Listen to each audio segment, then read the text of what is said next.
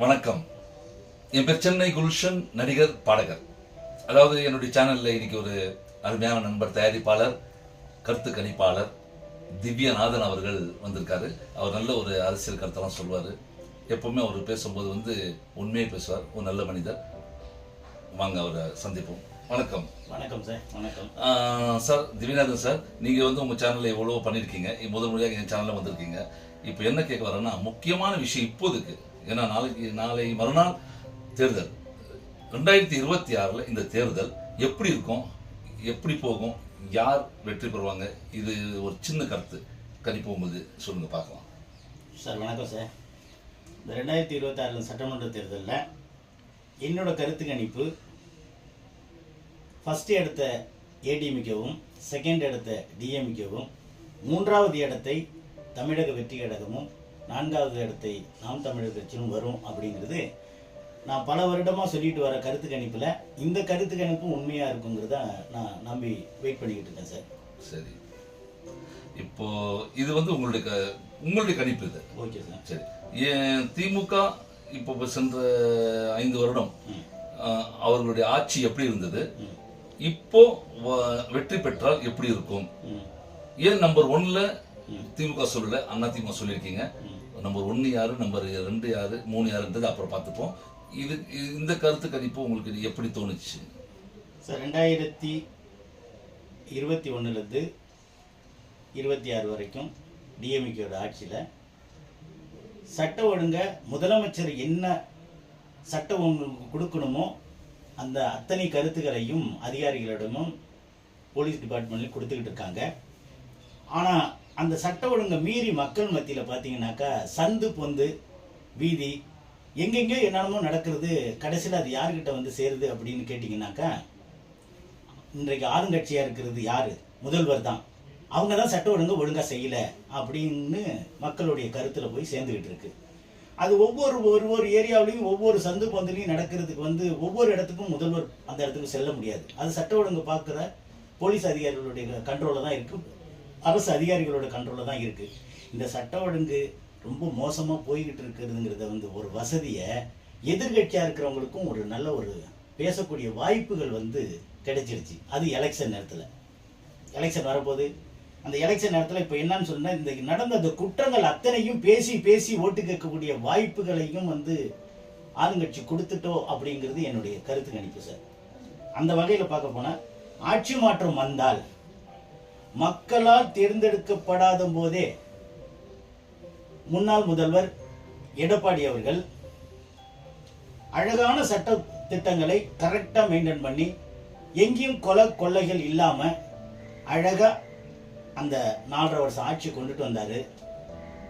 இன்னைக்கு மக்களால் தேர்ந்தெடுக்கப்பட்ட இந்த 5 வருஷம் அரசியலில் ஏன் இவ்வளோ கொள்ளை கற்பழிப்பு, 2 வயசு குழந்தைங்க, 70 வயசு பாட்டிங்க, எங்கே பார்த்தாலும் வெட்டு, எங்கே பார்த்தாலும் கொத்து அப்படிங்கிறது இன்னைக்கு மதுரையில் நடக்குதா, நான் திருநெல்வேலி, திருச்சி, தஞ்சாவூர், சென்னை அப்படின்னு அந்த லைனாக போயிட்டு இருக்கு சார். கொள்ளை கற்பழிப்பு, திருட்டு எல்லாமே போயிட்டு இருக்கு. அதனால் இப்போ இது என்னன்னு கேட்டிங்கன்னா, இது முதல்வர்கிட்ட தான் போய் சேரும். ஆளுங்கட்சியில் இருக்கிற இன்றைக்கு முதல்வராக இருக்கிறவங்களுக்கு தான் இந்த பேர் போய் சேரும்.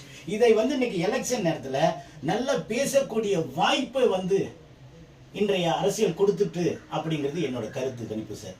இதில் என்ன நினைக்கிறேன்னு கேட்டிங்கனாக்கா, 4 வருஷ காலமாக மக்களால் தேர்ந்தெடுக்கப்படாத ஒரு முதல்வர், அது முன்னாள் முதல்வர் எடப்பாடி அவர்கள் தெளிவான மக்களுக்கு கரெக்டான விஷயத்தை செஞ்சு அந்த சட்ட ஒழுங்கையும் சரி மக்கள் மத்தியிலையும் இடம் பிடிச்சி இருந்தார். நல்ல ஒரு வாய்ப்பு அவர் கொடுத்தும் அவர் நழுவ விட்டாங்க மக்கள். ஆனால் இன்றைக்கு இருக்கிற முதல்வருக்கு பொக்கிஷம் மாதிரி மக்கள் அள்ளி கொடுத்து அந்த முதல்வர் பதவியை கொடுத்த போது அவங்க செய்யலையே. மக்களால் தேர்ந்தெடுக்கப்படாத போதே அந்த எடப்பாடியார் இப்படி செஞ்சார்னா, மக்களால் தேர்ந்தெடுக்கப்பட்டால் 2026 அந்த சட்ட ஒழுங்கை மிக துல்லியமாக வச்சிருப்பாரு, மிக பிரகாசமாக வச்சிருப்பாரு அப்படிங்கிறது மக்கள் நம்புறாங்க, மக்கள் மத்தியில் பேசுறாங்கிறத நான் உங்கள்ட்ட இந்த கருத்து கணிப்பை பதிவு பண்றேன். நல்ல வேளை மக்கள் சொல்றாங்கன்றது தான் நீங்க சொல்லிருக்கீங்க. ஓகே, நாங்க ஏதோ நீங்க தான் சொல்றீங்கன்னு நினைச்சேன். இல்ல, நான் தான் சொல்றேன். அதாவது என்னுடைய கருத்து கணிப்புல மக்களுடைய பார்வையில் அப்படி தெரியும் போது அப்ப நான் போடுற கருத்து கணிப்பு அங்க பிளஸ்ஸா வருது 2026ங்கிறது என்னோட நம்பிக்கை. கண்டிப்பா அது இதே போல முதல்ல இருந்த ஆட்சியில கொள்ளெல்லாம் கிடையாதா? இல்ல இப்ப இனி வெற்றி பெற்ற திமுக அதெல்லாம் ஒரு கண்ட்ரோல்ல வருமா? ஏன்னா எந்த நேரத்திலயும் வந்து அதாவது ஒரு வீட்டில் வந்து 4 பசங்க ஒரு தந்தை இருக்காரு. தன் பசங்க செய்தால் குற்றம், தந்தை இது சரியில்லைன்னு சொல்ல முடியாது. அது பசங்களுடைய வாழ்க்கை, அவங்க பண்றாங்க இல்லையா? அது மாதிரி முதலமைச்சர் சில சட்ட திட்டங்கள்லாம் போட்டிருக்காங்க. இருந்தாலும் கொஞ்சம் சட்ட ஒழுங்கு தவறு இருக்கு, அதுவும் இல்லைன்னு சொல்லல. இருந்தாலும் இப்போ இன்னொரு ஆட்சி வந்து உட்கார்ந்தால் அந்த 5 வருடமும் அந்த ஆட்சி வந்து இதோட நல்லா இருக்கும்னு நீங்க நினைக்கிறீங்களா? இது ஜெயலலிதா அம்மா ஆட்சி காலத்திலும் சரி, மதியாக்குரிய ஐயா கலைஞர் ஆட்சி காலத்திலும் சரி, சட்ட ஒழுங்கு என்பது மிக துல்லியமாகவும் மிக அருமையாகவும் இருக்கும். ஏன்னு கேட்டிங்கன்னா, இந்த வகையில் பார்த்தீங்கன்னா தலைவர் கலைஞர் அவர்களும் சரி, செல்வி ஜெயலலிதா அவர்களும் சரி, மக்கள் மத்தியில் எந்த குறை நிறைகளும் வரக்கூடாது. யார் ஒருத்தவன் தண்டனை செய்கிறானோ உடனே அவனுக்கு தீர்ப்பு என்னவோ அதை கொடுத்து அந்த நெருக்கடியை கொடுத்துக்கிட்டே வருவாங்க. இதற்கு வந்து அந்த சட்ட ஒழுங்கு என்பது வந்து ஒரு முதல்வர் கையில் இருக்கும்போது மக்களால் தேர்ந்தெடுக்கப்பட்ட நம்ம மக்களுக்கு எவ்வளவுலாம் உணர்வுபூர்வமாக நம்ம மக்களை காப்பாற்றணுங்கிறதுல வந்து தலைவர் கலைஞராக இருந்தாலும் சரி, தலைவி ஜெயலலிதா அம்மா இருந்தாலும் சரி, கரெக்டான அந்த டிபார்ட்மெண்ட்டை தெளிவாக வச்சுருப்பாங்க. அதனால தான் அவங்க காலகட்டத்தில் பார்த்தீங்கன்னாக்கா சட்ட ஒழுங்கு ரொம்ப சூப்பராக இருக்கும். அதே மாதிரி இந்த கொலைகள் நடக்காது, கொள்ளைகள் நடக்காது, கஞ்சா கிடையாது, கற்பழிப்பு கிடையாது, எதுவும் இல்லாமல் இருந்தது. காரணம் என்னன்னு கேட்டீங்கன்னா, தான் கையில் இருக்கிற சட்ட ஒழுங்கை துல்லியமாக பயன்படுத்தினார்கள். யாரு? தலைவர் கலைஞர் அவர்களும் தலைவி ஜெயலலிதா அம்மா அவர்களும். அதே வந்து தலைவர் ஸ்டாலின் அவர்கள் முழுமைப்படுத்தி அந்த சட்ட ஒழுங்கை நிறைவேற்றினாலும் யாரோ தலைவர் அந்த பொறுப்புல இருக்கிறவங்க தவறு செய்கிறது கடைசியில் யாருக்கு போய் சேருது? இன்றைக்கு ஆட்சியில் இருக்கிற முதல்வருக்கு தான் போய் சேரும். இது என்ன மக்கள் மத்தியில் அது புரிய தெரியாது. முதல்வர் வந்து ஆர்டர் போட்டுருவாரு, மக்களை இப்படி பயன்படுத்தணும், போங்க வாங்கன்னு. நம்ம கலைஞர் காலத்திலேயே பார்த்துட்டோம், ஜெயலலிதா அம்மா காலத்தையும் பார்த்துட்டு ஏன் இவங்க காலத்தில் இப்படி நடக்குது அப்படிங்கிறத ஆளுங்கட்சிக்காரங்களும் யோசிப்பாங்க, எதிர்கட்சிக்காரங்களும் யோசிக்கிற அளவுக்கு இன்னைக்கு உருவாயிட்டுங்கிறது தான் உண்மை. இதை பயன்படுத்தி தான் மக்கள் மாற்றத்தை கொடுப்பாங்க. இந்த எடப்பாடியார் கொடுத்தா இந்த கொலை கொள்ளைகள், இந்த சட்டங்கள், இந்த ஒரு கஞ்சா, இந்த ஒரு குடி, இதெல்லாம் வந்து மக்கள் வந்து அவர் அழிப்பாரு, மக்களுக்கு நல்லது நடக்குங்கிறத விட மக்கள் மாறக்கூடிய வாய்ப்புகள் இந்த 2026 இருக்கு. அதனாலதான் அவர் வெற்றி பெற போறாருங்கிறது என்னோட கருத்து. நல்ல ஒரு கருத்து கணிப்பு, உங்களுடைய கருத்து கணிப்பு அது. இருந்தாலும் வந்து சட்டத்தை வந்து கடினமாக ஆக்கினால்தான் குற்றங்கள் குறையும். இதுதான் உண்மை. இது வந்து கண்டிப்பாக வரும் ஆட்சியில யாராக வந்தாலும் சரி, நாம வந்து ஒரு எந்த கட்சிக்கும் நாங்க சிபாரிசு பண்ணல. ஆனா ஆட்சி வரணும், நல்ல ஆட்சியா வந்து அமைச்சு நாட்டுக்கு நல்லது பண்ணணும்ன்றதுதான் நம்மளுடைய கருத்து. நீங்களும் அதான் யோசிக்கிறீங்க. இதுதான் உண்மை சார், இதுதான் உண்மை. நான் என்ன சொல்றேன், டிஎம்கே வந்தாதான், ஏடிஎம்கே வந்தாதான், தாவேக வந்தாதான், நான் தமிழர் வந்தாதாங்கிறத வந்து மக்கள் மத்தியில அவங்க எடுக்கிற அந்த போடுற ஓட்டை பொறுத்து இருக்கு. யாரு வந்தாலும் ஒரு மக்களுக்கு இதை தான் செய்கிறேன்னு நீ ஒரு தீர்ப்பை சொல்லி ஒரு ஓட்டு கேட்கிற போது அடுத்த ட்ரிப்பு அவங்க வந்து மக்கள் மத்தியில் நின்று வந்து எனக்கு எட்ட இடத்துல நீங்கள் ஓட்டு போடுங்கிற வந்து ஒரு விஷயத்தையே மக்கள் மத்தியில் கொண்டுட்டு வரக்கூடாது சார். இவங்க நடந்துக்கிற விதம் இருக்கு இல்லையா? நீ 26 அறிக்கை விடுங்க, இந்த 26 விட்டுட்டு 30 நீங்கள் எக்ஸ்ட்ரா செஞ்சிட்டாலே நீங்கள் அடுத்த ட்ரிப்பு மக்கள் மத்தியில் போய் நீங்கள் வெயிலில் நின்று போயிட்டு எனக்கு ஓட்டு போடுங்க, மக்களை என்னை காப்பாற்றுங்க, நான் தான் முதல்வராக வரணும்னு கேட்கக்கூடிய அவசியம் இல்லாத அளவுக்கு மக்கள் புத்திசாலித்தனமாக இருக்காங்க.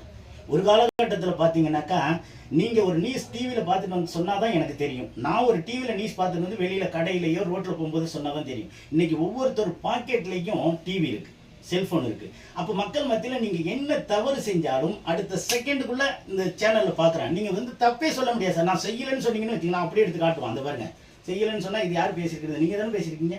நீங்கள் என்ன சட்டத்திட்டத்தை சொன்னீங்களோ, என்ன மக்களுக்கு இது செய்யணும்னு சொன்னீங்களோ, செய்யவில்லை அப்படின்னு மக்கள் சாதா மனிதர்கள் சொல்றாங்க இல்லையா?